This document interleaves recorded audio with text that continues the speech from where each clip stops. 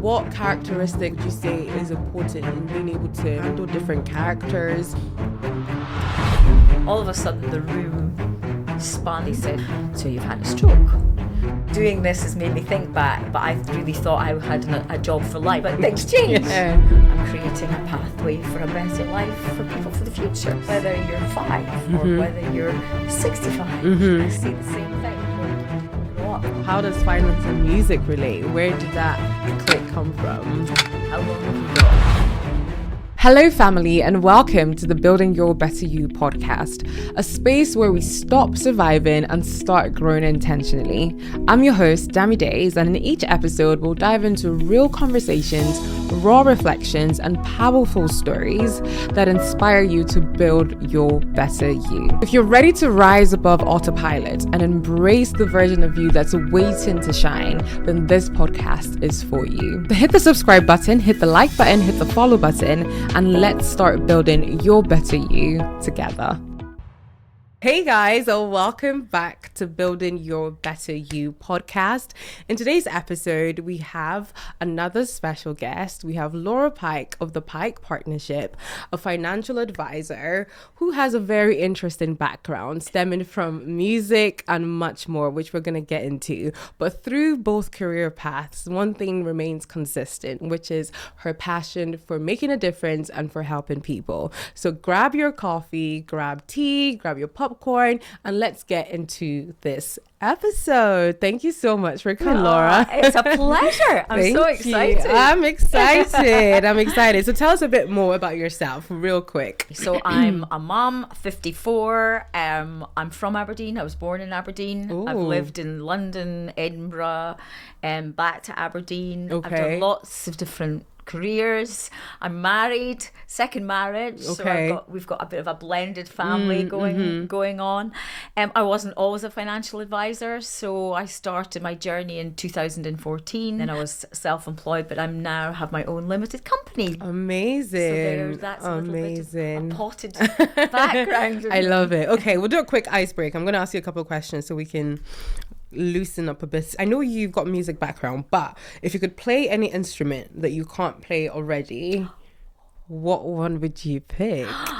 You know what? I would probably, and I've always said this, I would probably choose the oboe for some reason. Piano was always my first instrument in singing. Okay. I play a bit of guitar, drum kit, because I used to teach it in class. I play violin badly, but I always wanted to play the oboe because of the sound. I think the sound of the oboe is just amazing. So I would love to pick that up. Okay. Never Do you think? say never. I know, right? It's not too late. It's not too late. And what would you do if you received £10,000 today? How would you spend it?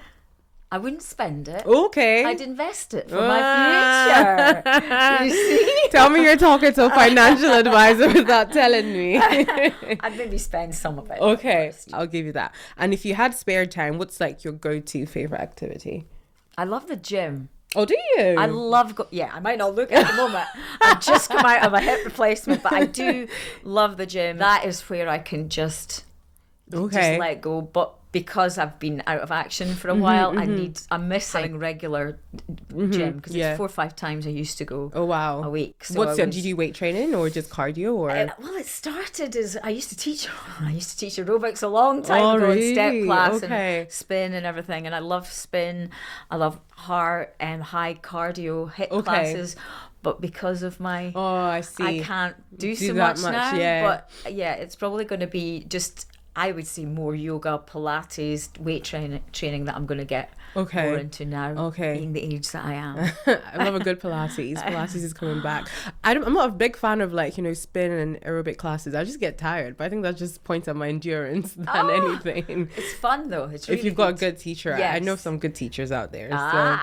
So we'll get into it. You said you've lived in different places. Tell us about that. Was that just exploring the world, or was it like work that led you in all those different places? When I did my training, from Aberdeen.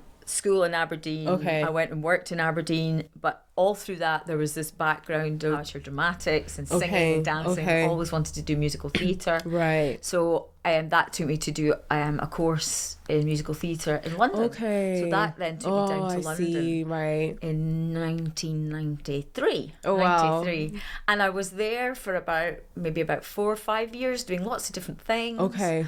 And then a job took me up to Edinburgh.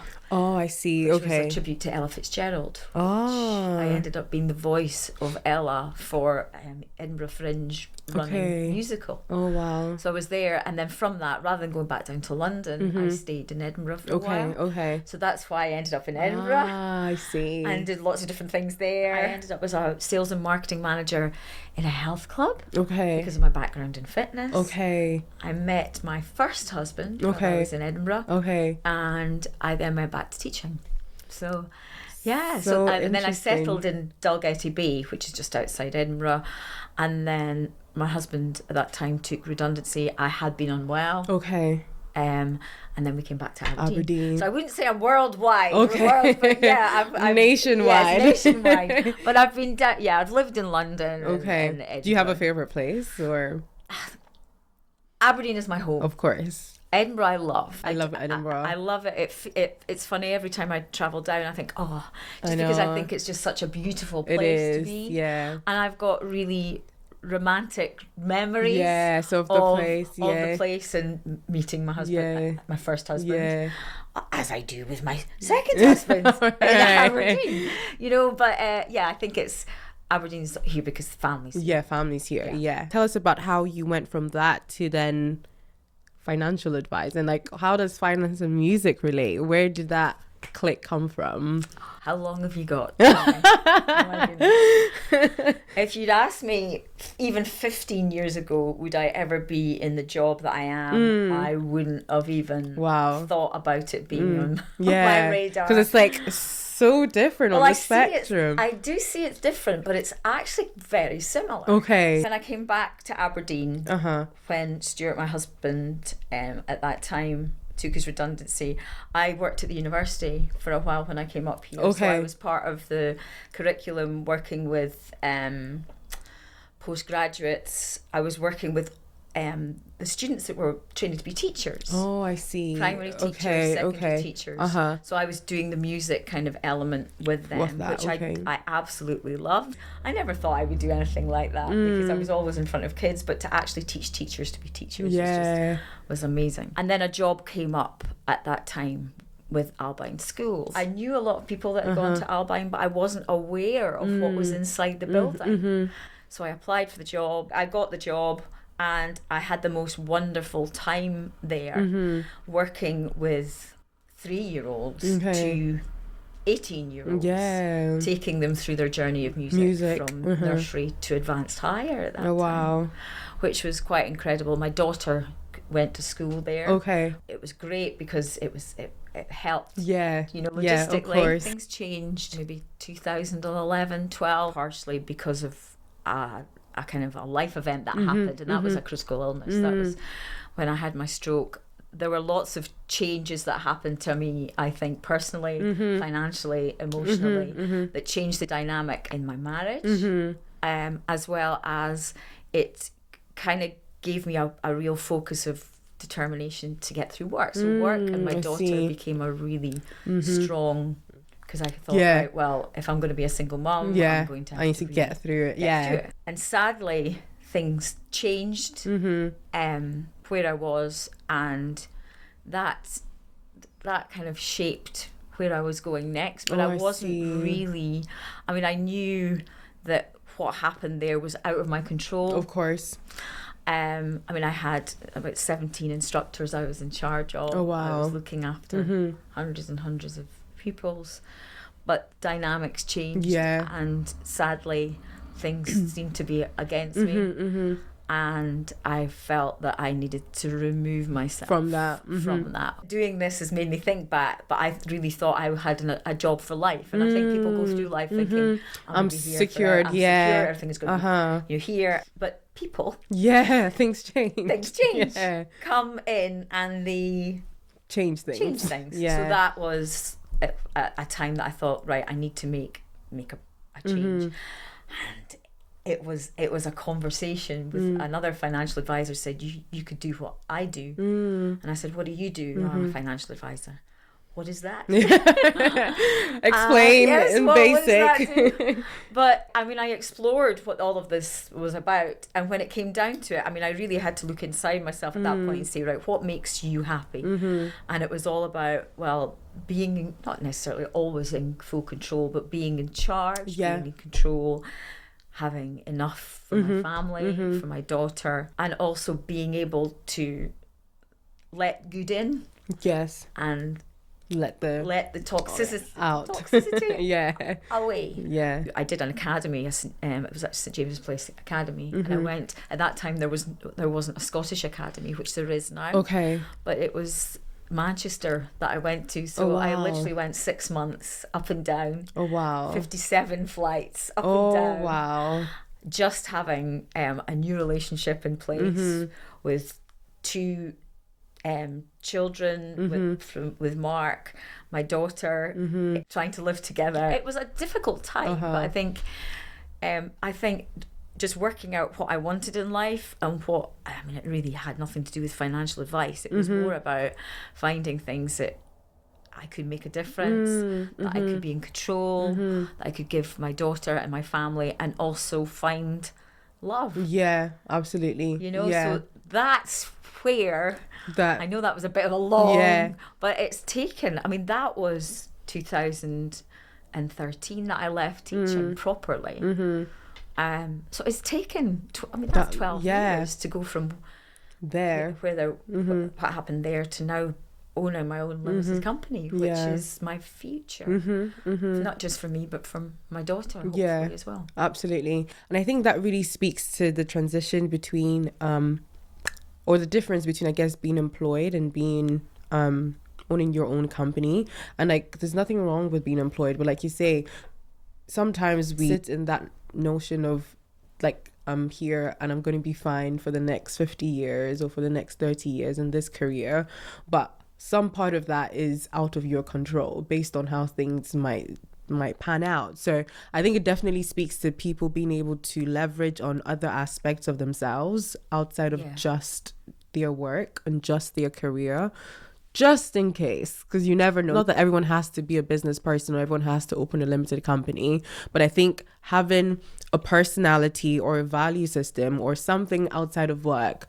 to be able to make yourself happy. Exactly, where you're not, because to rely on just one thing to fulfill everything that you need in life is probably unwise, because it's giving you the happiness, or it's giving you the money, or it's giving you the people, but to give you everything, if you have that, we thank God, like that's amazing. But most times it might not be the case. But I think it's great to see that it's possible to be able to still pivot and still come out on the other side thriving rather than drowning, Totally. And it does, and if people realize that it does take time, it does take time. And I know we all set short-term goals, and we say, right, by the end of the year I need to do this or this and this, but those are probably the goals that don't necessarily happen. But if you think, right, well, I mean, it came down to what's going to make me happy and give my family what they need. It's not always being employed. Yes, you've got the security. Yes, you've got the wage, but does it make you get up in the morning? Yeah, absolutely. Absolutely. And how old were you then when you took that? Wow, I was really old. So I'm 55 this year. You don't look it, by the way. Let me just say. All I can think is tax-free cash. People will understand what I mean when I say that. So I would have been, when I started to kind of waver, I was probably early 40s, 42. Oh, wow. Yeah. And I think from like your daughter's perspective, or people in like that age group and like my age group, it's kind of like, oh, like by then I should be settled. Like, and there should be no change. I should have got it all.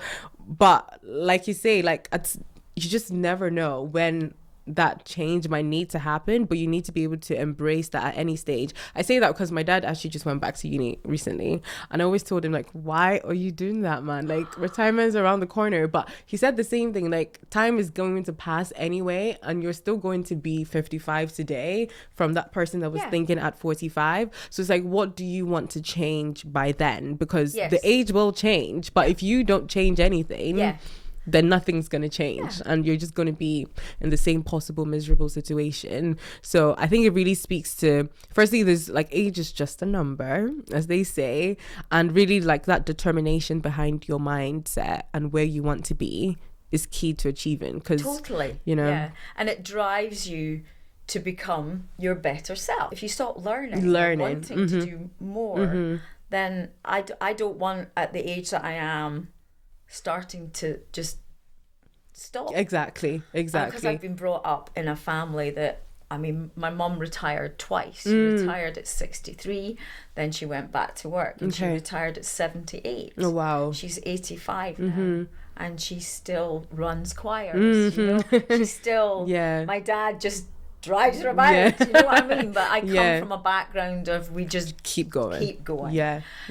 Because we like to kind of achieve things for people. I was saying to someone the other day as well, like, in life in general, as humans, I think we're to be of service to one another. So if you're not learning or growing or contributing to another person in one way, where you just feel like, I'm just going to stop, then you're not going to be as much of a value to the next person as you can be.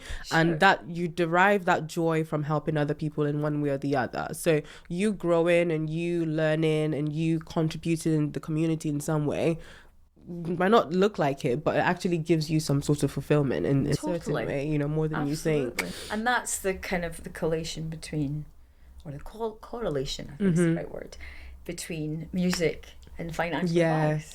Because what I'm doing is exactly the same as what I did at school. I'm creating a pathway for a better life for people for the future. Whether you're 5 or whether you're 65. You know, we say, I say the same thing. What do you want to do when you grow up? And it's about creating that journey and that one-to-one time, which I used to love. I used to love doing composition with kids, because you get to know so much about themselves, about what they create, and asking them, and you know, how would you change it, what would you do, and how do you want to do this and achieve this. And it's exactly the same with a retirement plan. It's not exactly the same, but it is. There's similarities. You know, there are just asking questions. What do you want for your future? Because it's exciting. People think when you retire, life stops. But there's a life beyond that. Yeah, there is. And you've been working for 40, 45 years for this time. You know, that's amazing. Yeah, absolutely. You know? So let's go back to, I think, just generally your experience with working with people. I think from the different collation of experiences that you've had in different ways, you've seen hundreds and thousands, if not hundreds of thousands of people. What characteristic, I think, would you say is important in being able to deal with people or manage people or handle different characters?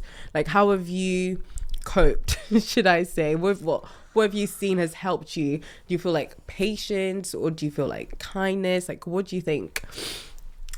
I think humor is quite important. Yeah. I'm not a very funny person, but I seem to, I mean, and I'll give you an example, because I do, I put together an event with Fiona Kennedy, who's actually a singer-songwriter from Scotland. And very famous father, Callum Kennedy, for Voluntary Services Aberdeen. We've been doing this event since 2016, and it was put together, it was created to get Aberdeen vibrant again, get it happy. Let's come on. So through singing. So we created this workplace choir competition called Sing Sing Sing, which happened 2016, and it's about to happen this November again in the music hall. And so it's a case of, we find these choirs from all over the northeast. And it could be workplace choir. So it started as a workplace choir because we were trying to just get people feeling better. Yeah, of course. And we put mentors into each workplace, and they would meet on a Friday lunchtime and they would sing, and they'd learn 2 songs. They had it was 3 months, 2 songs and 1 performance. Oh, I see. And then they came together for a competition. And my favourite part was I got to bring all the choirs together, so they sung as one choir. So we're speaking about over 200 people in one room. Mm-hmm. But you know what? It just seemed, I've got quite a loud voice. I do a lot, because of course I come back from the background of a teacher. I do a lot through clapping. So there's always a and they have to do that, because I don't like screaming and shouting. But to actually have a group of people singing in maybe 3-4 different parts, some of them maybe never sung in their lives, to understand what they can achieve and listen to what they can, it's incredible once they hear what they can do themselves. Just that blend of working together, I just think is just quite it's emotional. There's tears, there's laughter, you know, all of that, and getting people working together is amazing. And I think a bit of my humor and a bit of my kind of, I'm not perfect. I mean, I'm not the perfect conductor. And I'm very open to kind of go, I'm terrible at learning words. So I always say to them, listen, don't ever watch my mouth, because I'm never saying the right thing. Look at your lyrics. It's taking pressure off of them, you know, and I think that's the same in every job. Yeah, absolutely. Think, you know, because we're all human. We are. We've all gone through things in life that haven't gone well. Right, and we've all learned had to learn from that, and that's when we meet clients that maybe haven't had the best experiences in life. It's not a case of I can say, oh well, I can relate to that. It's a law of letting them talk. You know, and I think talking is the most amazing thing. And in fact, these rehearsals for this event, the tea time that they have is the most important. If you reach this point in the video, then you are a champion. You're committed to building a better version of yourself, and you're investing the time and seeking the knowledge required to do so. And I've got just the right tool to accompany you on this journey of becoming better. And that's none other than the Better Days Journal, a journal that was created with you and your best days in mind. Each entry offers the opportunity for growth, for reflection, for gratitude, and everything you need to maximize a single day. In its pages, you find prompts that help you pause and learn from the lessons of each day. Remember, it's in how we spend each day that creates the future we desire.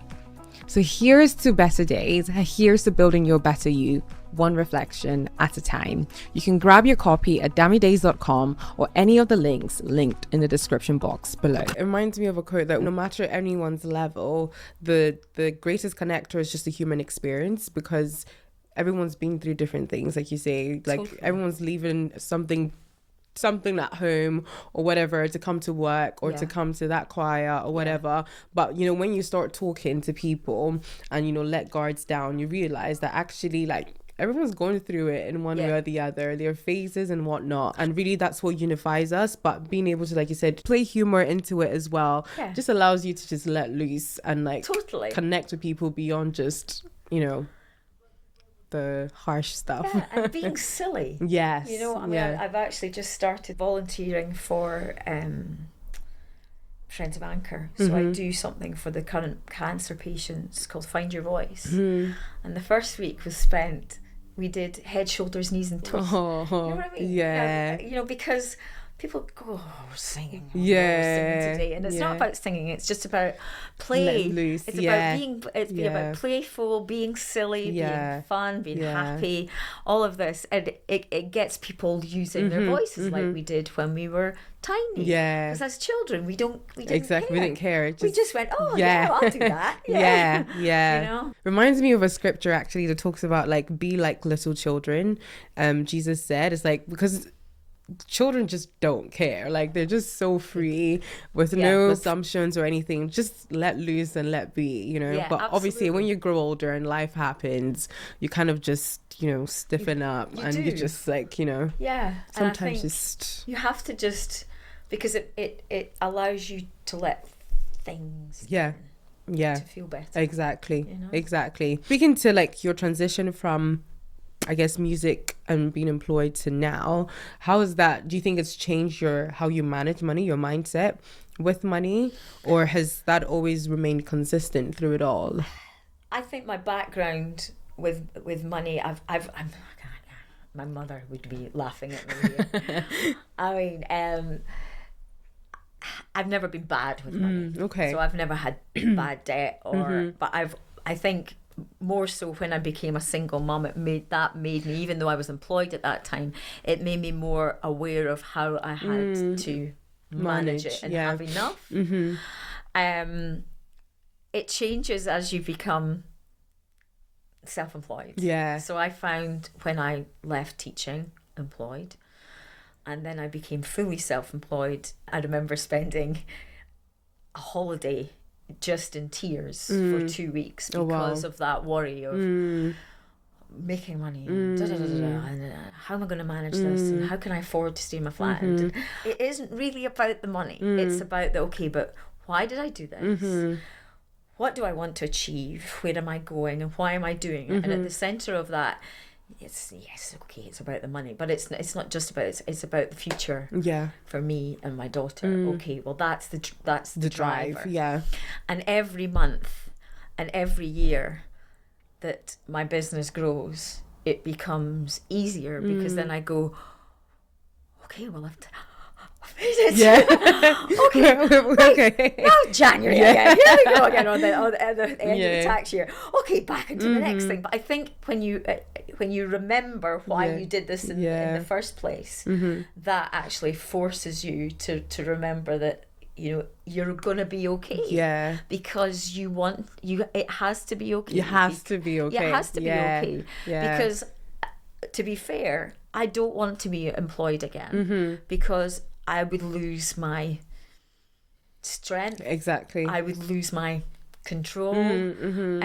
I'd like to be at a point of being unemployable because I don't want to be held in that and have to depend on other people with my... Exactly. So I have to make this work. Yeah. Yeah. And I think that speaks to...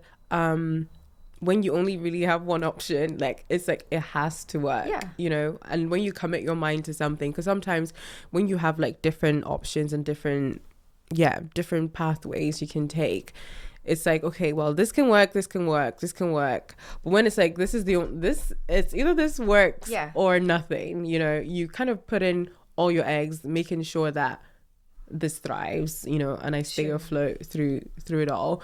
But seeing the different clients that you've seen, would you say there's the common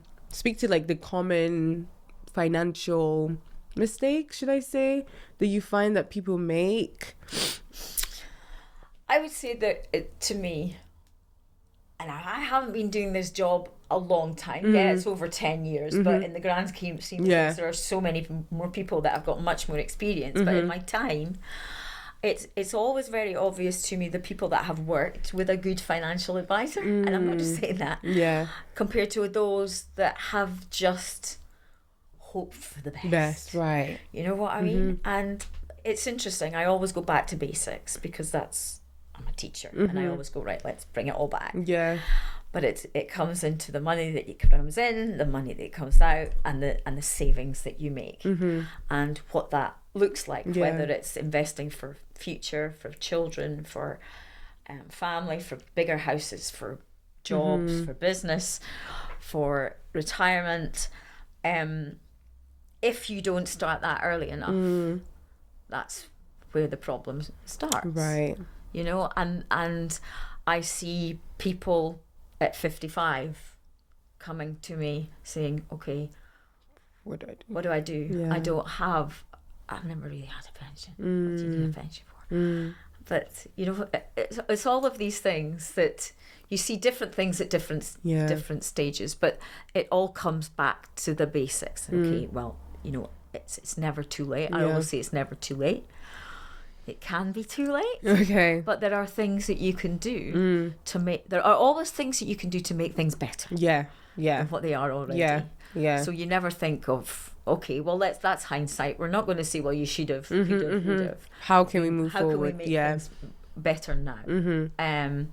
So I would say that, that the threads are usually the same. The same at different stages. Yeah. So if you were to speak to a 20-something-year-old now, would you... Firstly, I think you said it's never too late. Do you think it's ever too early? Because some people think it's too early. I'm too young for this. Or is it just doesn't matter? What would you say to that 20-something that's saying it's too early? I think people are so different. Yeah. Because I see people now that are maybe in their 50s and they're saying to me that they invested in a pension, or their father said or their mother said, you've got to get a pension and you're going to do this at you're 16, 17, and it's been the best thing they ever did. They're absolutely right, because they started really early. Right. I mean, my daughter, perfect example, she now works for me as part of the business. I pay her wages. You'd have thought that, Yeah. 15 years ago, I couldn't even have thought that I would have my own business with my world working as part of that, which is amazing. Paying her wages, paying her pension. Do I need a pension, Mum? Well, at the end of the day, that's up to you, but you're missing out on tax relief, and you're missing out on things, and this could, maybe not just now, you could have more money in your pocket as income, but this could really help you for the future. So for someone that doesn't understand pensions, for example, how would you break it down for us? Like, what is a pension to a 21-year-old that's like, I don't care about this, I want to spend my money now? It's savings for retirement. Okay, it's as simple as that. And it's a way that you can put a pot away every month and forget it's there, because it's literally coming out of your income. It is as simple as that. It's, and plus you get tax relief on it from the government. So to not take it, it's like you're losing out on free money. If somebody said, do you want £1,000? No. What? You know what I mean? It's something it's there.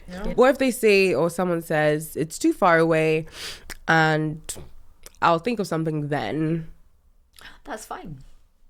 The thing is, people do that. They go, it's not just now. Okay, but I guarantee you'll come back, and you will eventually need it. And it all depends on, if you're employed. If you're employed, you're offered a pension, and to say no to that, why would you say no? To that. If you are getting something that's free, why would you say no? So leverage on it if you have the opportunity to. Absolutely. And if you decide not to, you'll come back to it. It is legal when you're employed to offer it. But it's not. It's not the only savings avenue. Of course. So generally, I guess, think about retirement.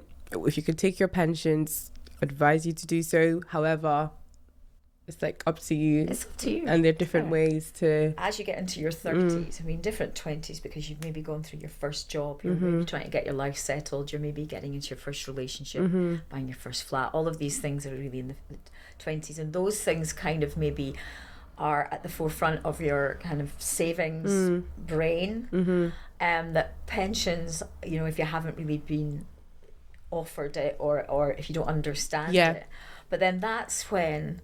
Speaking to a financial advisor, whether you're 20 or 60, and I'm not saying that. It's just reaching out or speaking to. I think it's about speaking to parents. That's something that I find when I go into schools to do financial education, and it's about speaking openly as families about money. Absolutely. We don't think we do that enough. We don't do that, I think it's so important for kids or for younger people to have seen that growing up, because I think the way your parents manage money does rub off on you in some way, or their lack of the knowledge thereof. But if obviously most people might not have access to that, so if that's not the case, if you were not privileged to have that background or that education, then taking the responsibility to learn about it in some way. But obviously it's definitely easier and more weaved into your lifestyle if you were taught to, like at home, you know, keep this aside, you know, don't spend it all, things like that, because unfortunately schools they don't teach it, you know. And they are now craving for it in education, because I mean I go out to 2 or 3 schools in the northeast and they're just saying we need to know. It's not simple, but we need to get the families and intergenerational wealth talked about as a whole. Because I do remember the days of Sunday night. It was always Sunday night. Maybe I'm wrong. But it was always Sunday night that Mum and Dad used to sit at the table in the living room and go through the check stubs of what they'd spent during the week. And I remember that as a child thinking, God, you know, that's amazing. They must be checking, you know, the money. And it is. It's the money that comes in, the money that goes out, the money that's left. And the emergency fund. All of these things are basic things, but then beyond that, you save for the future. Yeah, absolutely. And speaking to, I guess, an aspect of money, which is health, you know, there's a common phrase of health is wealth. You know, if you have money, you don't have your health, then you don't have anything. How have you seen that play out, whether it's in your life or through, you know, the different experiences that you've seen in clients? How is health wealth, firstly? Do you think there's a correlation there? I think it's a very kind of loose correlation. I think people think because you're healthy, you have lots of money. You know, because you can afford to go to the gym or all of these things and vice versa. But it's not really that simple. If you feel better about yourself, you might want to go for that job. You might want to write that CV. You might want to send that off to get the job that you want. I mean, all of these things. But just because you have a lot of money doesn't actually mean that you're healthy or happy. You know, so that's a difficult one. And I know that and we speak a lot about health and wellness and health and wealth, and it's quite a difficult kind of correlation to actually. I mean, I think we all want to feel better financially. I think we all want to feel better health-wise, but it's difficult to bring them together. When you had those moments where you had a knock on your health, like what was going through your mind then? Was it, I need to be healthier for the sake of the people around me, or I need to get certain things in place? This was one of the reasons that was one of my many drivers of doing what I'm doing now. This was 2001. I was pregnant with my daughter, and very good pregnancy. I was fit, I was healthy, I was teaching at the time. No major issues during my pregnancy. I was still teaching aerobics and step class until. So you were fit through it all. I was fit through it all. And then in the January, she was due at the end of January, and week 38 on the Thursday, I went to bed as normal. But then I woke up in the middle of the night, went to the toilet as you do when you're pregnant quite a lot, came back, and all of a sudden the room spun. Oh, wow. And I thought, well, that's really strange. And I shouted on Stuart at the time and said, there's something not quite right. I think you need to phone the hospital. And it was automatically the baby. I was more concerned about the baby. So they sent an ambulance, and I was being quite sick, very, very dizzy, couldn't get up. And they took me into maternity it was Forth Park, which is actually closed now in Dunfermline. But they took me in there, and they had me all hooked up and everything, and they thought at that time they thought there was an inner ear infection going on, so they thought it was more a sickness thing because it was presenting itself as a kind of that. That's what it was. Because I was fit and healthy, and everything was looking normal, and that was a Thursday, and I kept saying, I can't get up, I can't get up, and I can't feel the same. And they were saying, all right, but then I took to the Sunday. My mum and dad, I don't know, you won't remember this, but this is a time there was a really bad hurricane, and that's why we call Hannah Hurricane Hannah, because on the day that she was born, there was the Forth Road Bridge was closed. They closed the Forth Road Bridge, and my mum and dad had come down to Dunfermline. Luckily, they didn't have to go over the Forth Road Bridge. But and then they were on their way home, and one of the consultants said, "I think we're going to go and get an MRI scan for you." my husband had come to see me. He'd gone home because, you know, thought everything was, I wasn't being sick anymore. I was feeling a bit better. And he said, I think we need to get your husband back, because they got one of the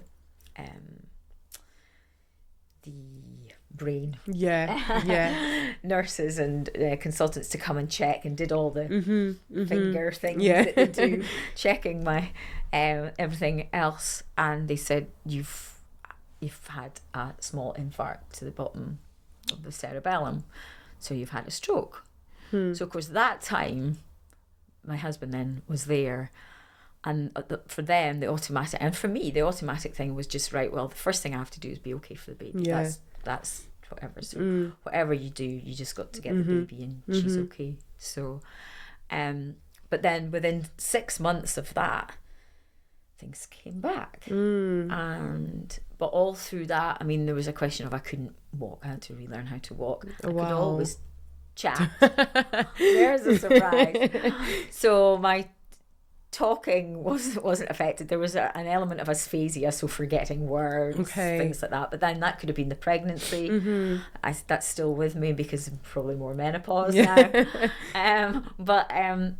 Yeah, I mean, all through that, it was all about, and I think that's maybe something that went into the breakdown of the marriage eventually, was the kind of control aspect of what had actually happened to me, because this was something that it was completely out of control.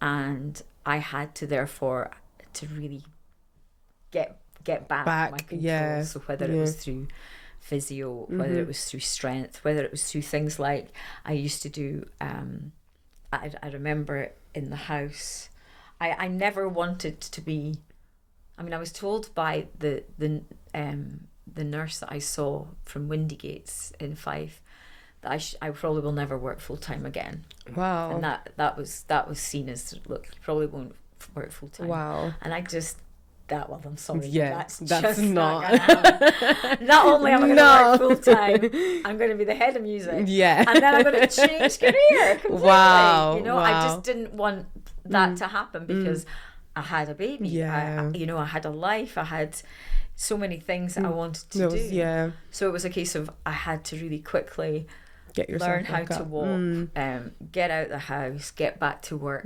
Yeah, I mean, that's just how. Yeah. Do you think it still impacts your decisions now, health-wise, or do you think that was just a pinnacle in your journey that was... Definitely a pinnacle. I sometimes forget what happened. Okay. And I think people do forget. Yeah. Because you wouldn't. Yeah. You wouldn't know. Yeah, exactly. And it's not really something I bring up unless I do use it, because, and it's terrible to say that, but I do, because I still have conversations about life insurance and critical illness. Oh, well, I don't need that because it's far too expensive. You know, and that, absolutely it is. Yeah. But you insure your pet. Yeah. You insure your car. Why don't you insure you? Because you are the most important person for all of these things. And if you're not here, I mean, I saw that firsthand because I had life insurance. I had no critical illness cover. So what that could have done was it could have paid off my mortgage at the start of my married life. Yeah. It could have allowed us to pay for a bit of rehabilitation for that. Yeah. For us, taking the pressure off financially. Yeah. But it wasn't there. Yeah. So I think the impact of what it was to the marriage at that time was huge. Yeah. Because I think when I first heard about critical illness, I'm like, I'm not going to be ill. Don't tell me about that. So it's one of those things where, like you said, like in this example, no one plans to go through these things. Neither do you wish for it in any way, shape or form. So the fact that you can still be fit, you can still be healthy to some physical degree, and you be hit by anything, unbeknownst to you. And the thing is, even after the stroke happened, they couldn't find why. And when I asked the consultant, he said it was just bad luck. Wow. And you think, that's not really good enough. No. But then I was told that, you would probably only have one child. Now, for somebody that probably wanted to have more, I mean, people that have had stroke have had more children. So why tell me, one, I can't work full time, and two, I can't have another child? Yeah. But the impact for not having that cover was huge. Yeah. 31 was when it happened. Wow. And I think you see this in even teaching as well with kids. Like when people speak down on you or your situation based on what it looks like then and there. Because I know many people, whether that's at school and a teacher says, actually, you're not going to just try and pass and like get through school, or you're not going to be a doctor or whatever you want to be because of how your grades are appearing now, and then years later they end up on a completely different direction. So I think it speaks to that example. It definitely speaks to the fact that someone can definitely say something or project their notions on you, but you don't have to embrace it. You can push through that and still achieve what you believe your life should turn out as. Absolutely. And it's not about pushing through that, but not only that, you can get your, like I had felt I had to do, is you can take yourself out of situations that can actually prevent you from moving forward. Yeah, uproot yourself from there. Yeah, and then get into an enabling environment. Yeah, absolutely. Yeah. That's just so important. And I think it speaks to the power of like the people that you're surrounded by as well. Because if a kid was surrounded by teachers that only spoke down at them, then that's probably all they're going to believe. And this is something I still struggle with, getting into this conversation and thinking about it. Puts me back at those times and has made me think, well, I still struggle with certain aspects of this time in my life. It hasn't been as simple as I can shut the door, but I have to recognise that I've still got an issue with it, and I have to eventually just put it in a box and go, right, okay, thank you, move it on. You know what I mean? But it does take time, and that's okay for it to take as long as it needs to. Absolutely. And I guess in all of this, I kind of see the empowerment to kind of be better and build your better you. So what does building your better you mean to you, or what does that look like for you, or what's your why behind that? God, I'm never happy with myself. Okay. I think I project somebody that's extremely confident and knows all this stuff, but I'm probably just I'm You're like, always fake it till you make it. I'm just so I'm extremely critical. Nothing's ever good enough. Oh wow. For me. Everybody. I'm always one to kind of deflect. And it's definitely not the way that I've been brought up, because I've been brought up in a perfectly happy, loving family with two very loving husbands, and a wonderful daughter. But there's always been that little kind of, I always see the kind of benefit of achieving something else, or learning something else, or knowing more. I think that's something that's really critical at the time that I'm at now, because I'm at the age that I'm now thinking ahead, and I'm thinking about growing the business. How can I make myself the best that I can be for the clients, the people that I meet, and the only way through that is by learning and reading and doing more, becoming chartered, or just because that's when you get into the kind of the depths.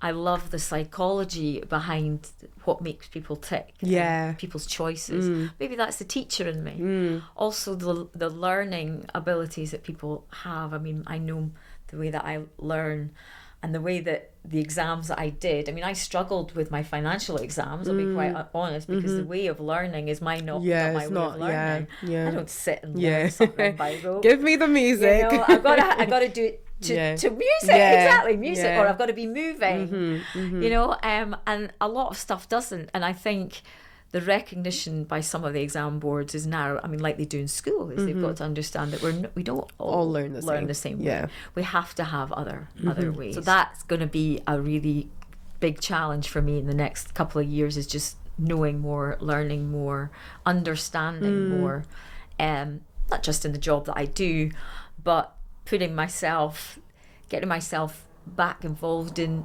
music, because I do have years I'm not really involved in stage or music, and I miss that, because I need that part of your brain to be active. Exactly. Yeah. Amazing. So even at 54, you're still going. There's still learning ahead. Yeah. And I think you have to. I mean, it's never too late to stop learning something. Yeah. So for Dad, for your dad, I mean, go for it. Keep going. Keep going. Absolutely. Amazing. Amazing. Any last words for the audience listening, whether that's an advice or something to remember or to take away, or what you want them to walk away with? Right. Well, I'll say 3 things. Yes. Right. I think I've got 3 things. Yeah. So, and this is down the route of financial advice. Okay. First. Yes. But then I'll give you a kind of general. So start early and create a habit. So whether that's savings or just putting, a little piggy bank, with the kids. Yeah. All of that is important. So start early. Take a peek once a week. It's something I say a lot to my clients about, because at this time, and we'll know that things are pretty kind of stressful in the market. Yeah. And people do get set on looking, it's gone up today and down today. Take a peek once a week, or not even that, because it does change, and it does. I mean, we see daily the markets, they change during the day, within hours. So, it's normal. And time, it's always time in the market. Yes. And not timing the market. And I think that's important for young people, because they can see the huge benefits of compound interest and how that can grow and grow and grow. So that's advice.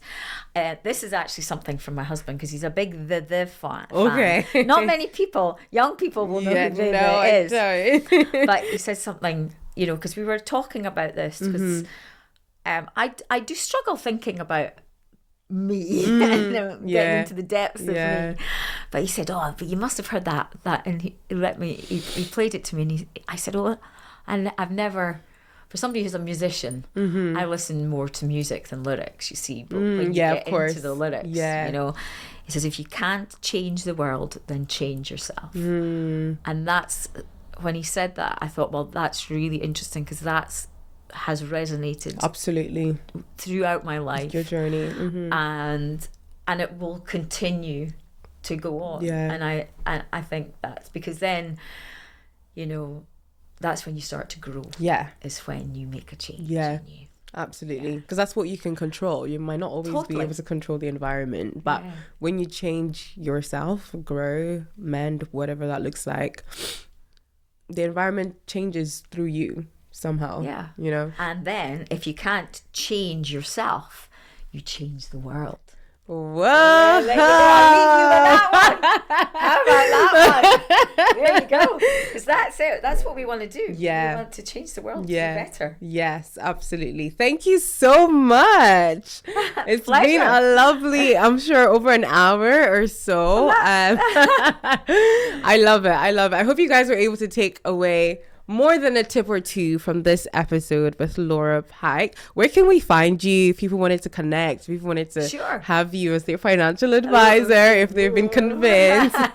you can send an email to laura.pike@sjpp.co.uk. Amazing. Or you can go onto my website, just Google Laura Pike, the Pike Partnership. The Pike Limited. Partnership. Yeah. Amazing. Love to see amazing. Even Thank for a coffee. you. Yes. Thank you guys so much for watching, and I'll see you in the next episode. Thank you for coming.